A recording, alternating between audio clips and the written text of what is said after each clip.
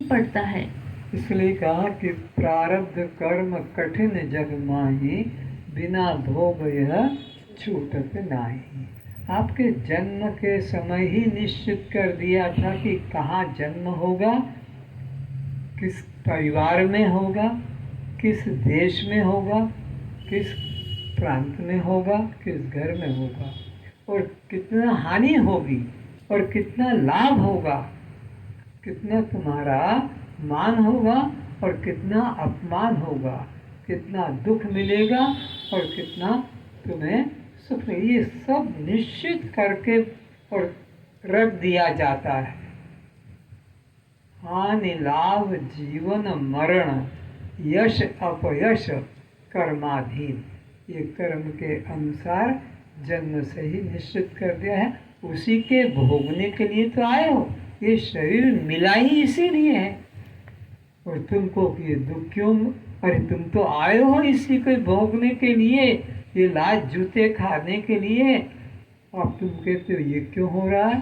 तुमने चाहा, मान किए, तब इनसे तुम जुड़े हो। भगवान को क्या पड़ी थी जो किसका संबंध किससे जोड़ता?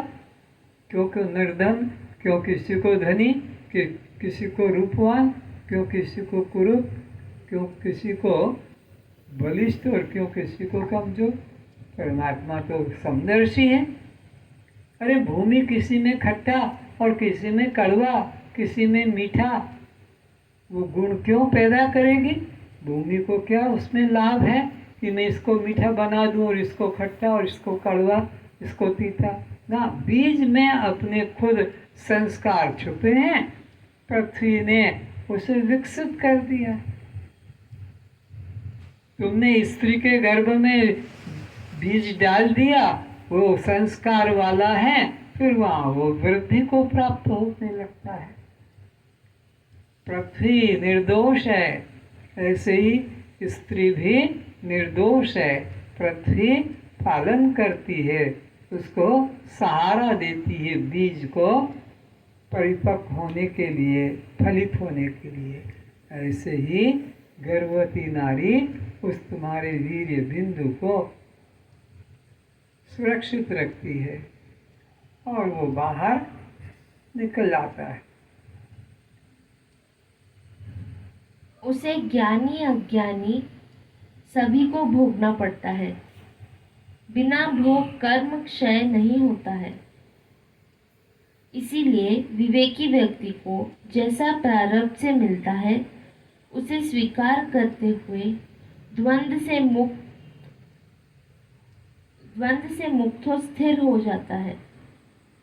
जीव के दो मार्ग हैं, एक प्रवृत्ति, दूसरा निवृत्ति का। अज्ञानी का प्रवृत्ति मार्ग है, विवेकी पुरुष का निवृत्ति मार्ग है। जगत में दो ही तरह के लोग हैं, दो ही तरह के मार्ग हैं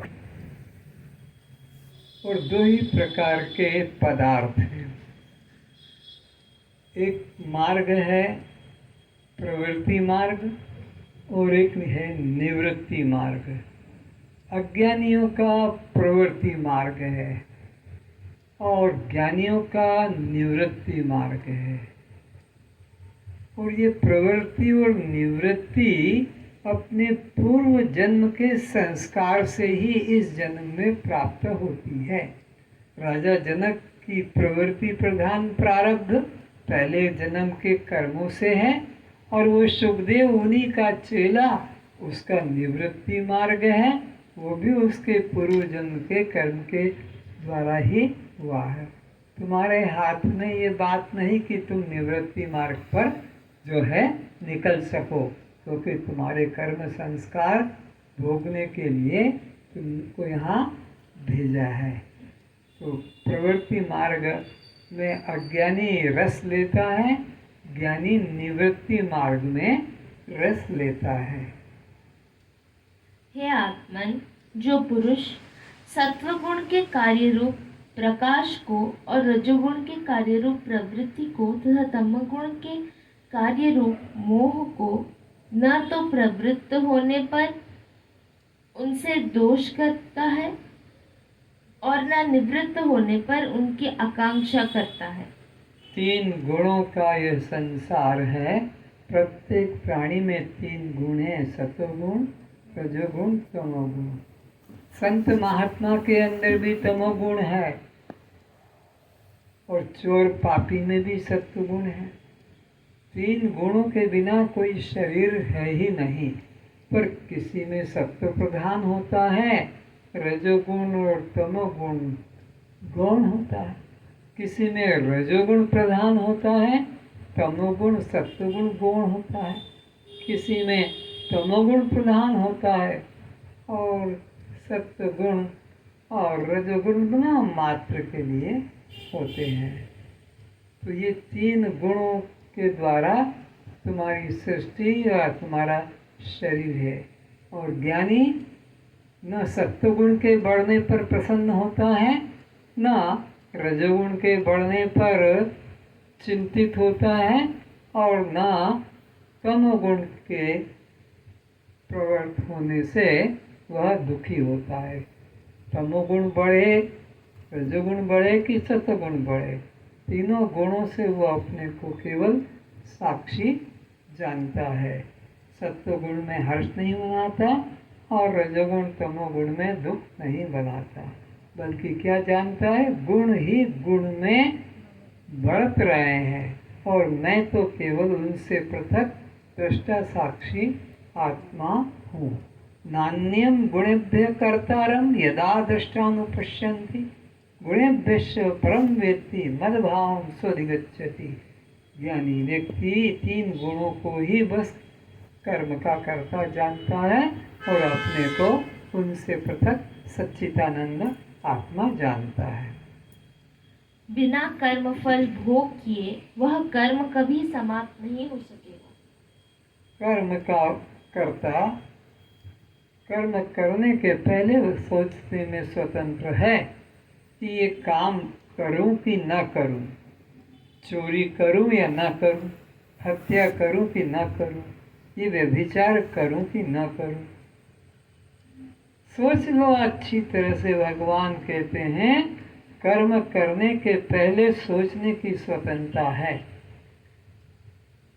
लेकिन कर्म करने के बाद में शनिदेव मेरा ये कर्म से छुटकारा दिला देगा, हनुमान जी का मैं एक पाठ कर लूँगा तो मेरा कर्म से छुटकारा कोई नहीं दिलाने वाला है। कर्म करने के पहले तुमको स्वतंत्रता है।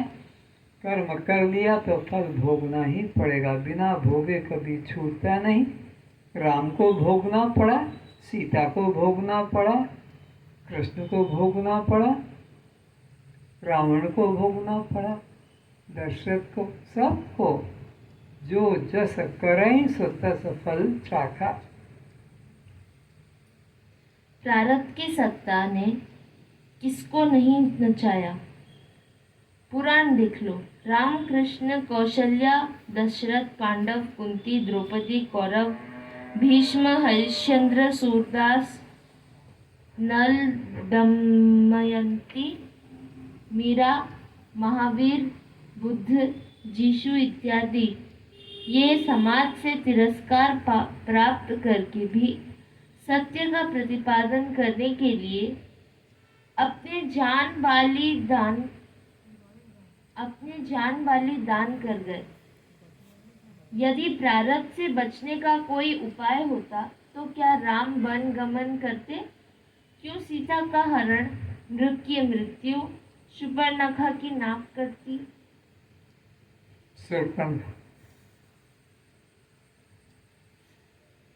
क्यों बाली को छुपकर मृत्यु? क्यों कृष्ण को तीर, जीसु को क्रॉस पर टांगा जाता? ये सब दृष्टांत दिए जा रहे हैं समझाने के लिए कि ये प्रारब्ध किसी को छोड़ता नहीं है, अनिवार्य रूप से भोगना पड़ता है। अगर प्रारब्ध से छूटने का कोई रास्ता होता तो इतने महापुरुषों को ये जो कष्ट मिला वो क्यों भोगना पड़ता, वो कोई ही भोगते कर लेते, वो भी शुक्रवार संतोषी का, और सब अपनी मनोकामना पूरी कर लेते, लेकिन ऐसा होता नहीं। जैसे भी अच्छे बुरे कर्म हो, किंतु बिना भोगे नहीं छूट सकते। सभी प्राणी प्रकृति को प्राप्त होते हैं। प्रकृति के विपरीत जाने का मार्ग नहीं है। अपने स्वभाव के परवश हुए वे कर्म करते हैं। ज्ञानवान भी अपनी प्रकृति के अनुसार वैसा ही कर्म करता है। फिर इस कर्म करने न करने में किसका हट क्या कर सकेगा? ज्ञानी पुरुष बालक वत होता है। बालक जैसे क्रोध करते हैं, परस्पर लड़ते झगड़ते हैं, किसी वस्तु को पाने के लिए रोते हैं, किंतु दूसरे ही क्षण वे पहली बात को भूल जाते हैं।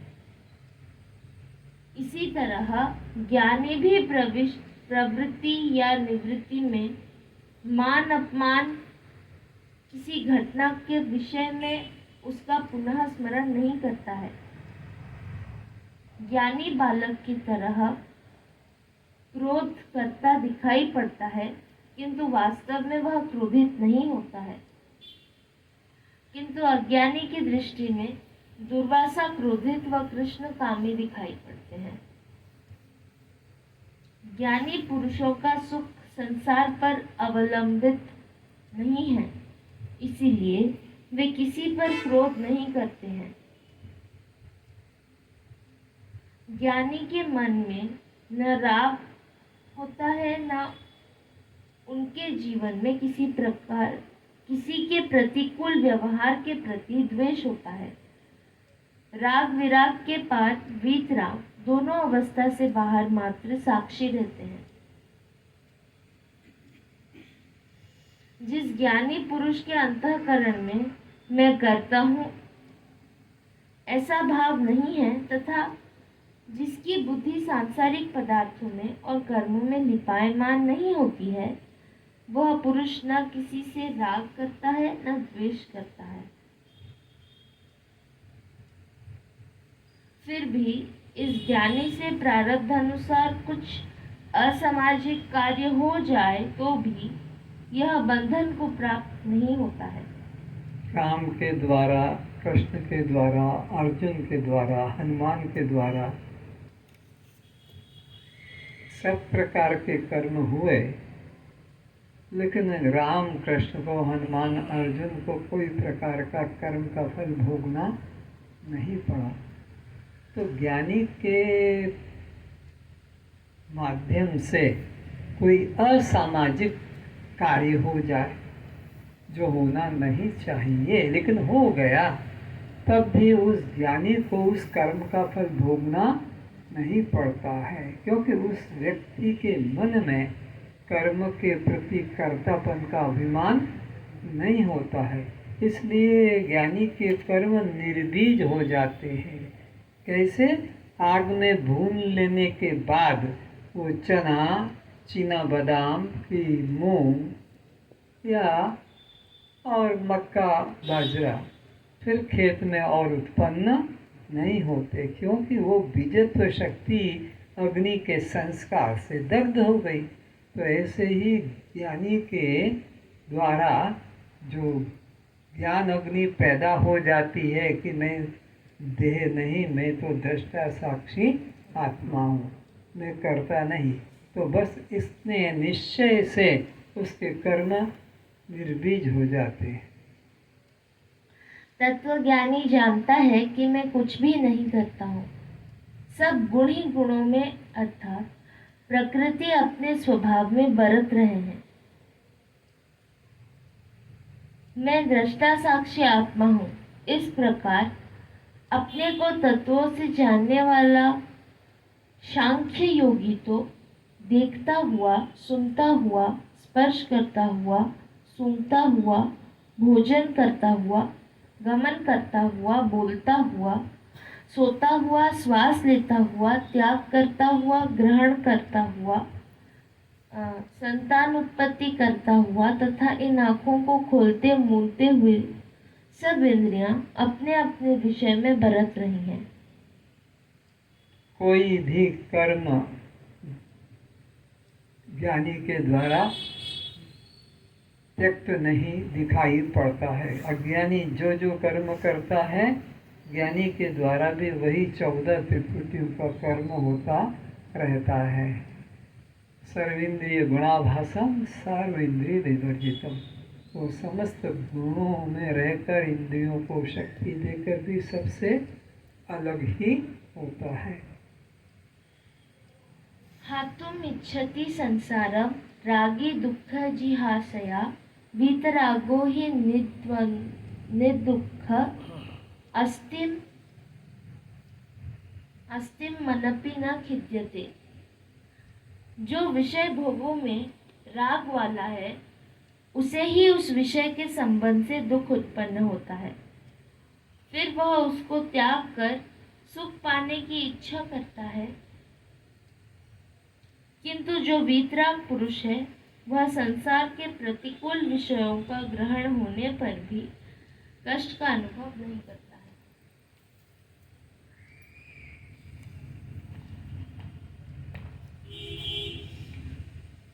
जब तक अज्ञानी या ज्ञानी का जीवन रहता है, संसार यात्रा के लिए, जीवन निर्वाह के लिए कुछ कुछ आवश्यक कर्म करना ही पड़ता है। एवं कर्म का फल कष्ट दुख होना भी निश्चित ही है। जब अग्नि है तो जो भी स्पर्श करेगा वह अवश्य जलेगा, किंतु ज्ञानी वीतराग को कष्ट होने पर भी वह अपने को देह, इंद्रिय, मन आदि से पृथक जानता है। कष्ट जैसा अज्ञानी को होता है, भूख प्यास का, फिर सुख दुख का, फिर रोग का, अज्ञानी को जैसे होता है, ज्ञानी को भी वैसा ही होता है। लेकिन ज्ञानी उन दुख को अपने ऊपर स्वीकार नहीं करता, बल्कि देखता है कि देह में आया है और इसका दर्द दुख मन को हो रहा है, मन चिल्ला रहा है। आपको भी ये ज्ञानी होकर और चिल्ला रहा नहीं, ज्ञानी होकर वो देख रहा है कि मन को दुख हुआ और वह चिल्ला रहा है, पर फिर भी ज्ञानी उस मन का, उस दुख का, उस चिल्लाहट का साक्षी बना रहता है। लेकिन मुझे दर्द हो रहा है, मैं चिल्ला रहा हूँ, मैं भूखा मर रहा हूँ, ऐसा उसको कभी अभिमान नहीं होता है।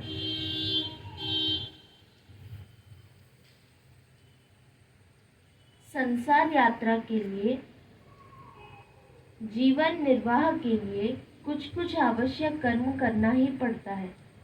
एवं कर्म का फल कष्ट दुख होना ही निश्चित है।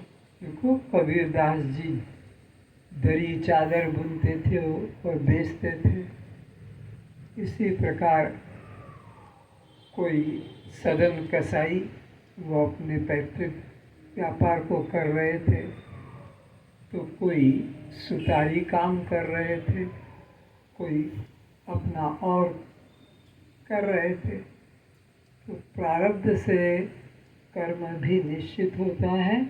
उसी कर्म में वो जब तक जीवन है लगे रहते, पर कर्म में उनका कर्ता भाव, फल में आसक्ति नहीं होती थी। ज्ञानी दृश्य में सुख दुख को देखता है, किंतु पर के धर्म को स्व अर्थात मैं अपने में नहीं मानता है। अग्नि को गर्म देखता है, लेकिन अपने को वह अग्नि या गर्म नहीं मानता है। ऐसे ही सामने कुछ भी जो दिखाई पड़ेगा वह अपने में स्वीकार नहीं करेगा। प्रकृति में हो रहा है, आंधी तूफान व झाड़ा, बहुत कुछ घटनाएं घटती हैं, लेकिन अज्ञानी उन सब क्रियाओं में केवल साक्षी रहता है। मैं कर रहा हूँ, मैंने किया है, ऐसा वो अभिमान नहीं करता है। अज्ञानी तो मैंने 4 बच्चे पैदा किए हैं, मैंने 2 मकान बनाए हैं, कि मैंने इस तरह से यह चीज़ का निर्माण किया है। पर ज्ञानी किसी भी कर्म में अहंकार नहीं करता। पहले गुरु शिष्य में आत्मनिष्ठा की परीक्षा करने हेतु कहते थे कि नदी पार करो, किंतु तुम्हारे पैर नहीं भीगने चाहिए। गुरुओं की परीक्षा करने के अलग अलग तरीके होते हैं कि उनका देह भाव गया है कि रहा है। तो शिष्य को कह रहे हैं कि आज तुम्हारी परीक्षा है और परीक्षा में नदी के पार जाना है, और शर्त है कि नदी पार होके वापस आना है, पैर नहीं भीगना चाहिए, तो तुमको सफलता का प्रमाण पत्र दिया जाएगा। आगे। जिन शिष्यों का देह भाव निवृत्त नहीं हुआ वे तो पानी में पैर रखने का साहस नहीं करते हैं, किंतु जिसका आत्मबोध दृढ़ हो गया वह नदी पार कर जाता है, क्योंकि वो जानता है पानी शरीर को, पैर को स्पर्श करता है, अनात्मा को स्पर्श करता है। गुरुदेव ने तो मुझे आत्म स्वरूप का बोध कराया कि तो आत्मा ही है, और आत्मा को तो जल स्पर्श नहीं करता है, अग्नि नहीं जला पाता है, शस्त्र नहीं काट पाते हैं, वही मैं हूँ। ऐसा निष्ठावान अपने शरीर को जल में भीगा देख भी अपने को जल में असंग ही देखता है। यस्याभिमानो मोक्ष अपि देहो अपि ममता तथा न च योगी न वा ज्ञानी केवलम दुःखः भागसौ। जिस व्यक्ति को देह के प्राप्ति, ममता और मैं मुक्त हूँ इस प्रकार का अभिमान भी उसे है, तो फिर वह व्यक्ति न ज्ञानी है और न वह योगी है, बल्कि वह दुख का भोगी अज्ञानी ही है। एक पात्र में अग्नि व पानी, एक घर में प्रकाश व अंधकार, दो विरोधी तत्व कभी नहीं रह सकते हैं। इसी प्रकार एक अंतःकरण में दो निष्ठा जो परस्पर विपरीत स्वभावी है कभी नहीं रह सकती है। यदि देह में ममता है तो स्पष्ट है कि अभी आत्मबोध की किरण भी स्पर्श नहीं हो सकी है। केवल सुनकर बोलना सीख लेना या मैं दृष्टा साक्षी आत्मा हूँ, आत्मनिष्ठा का न होना ही देह के प्रति ममता भाव की स्थिति है। देह में ममता अहंकार वही करता है जिसको अपने शुद्ध आत्मस्वरूप का बोध नहीं जागृत हुआ है।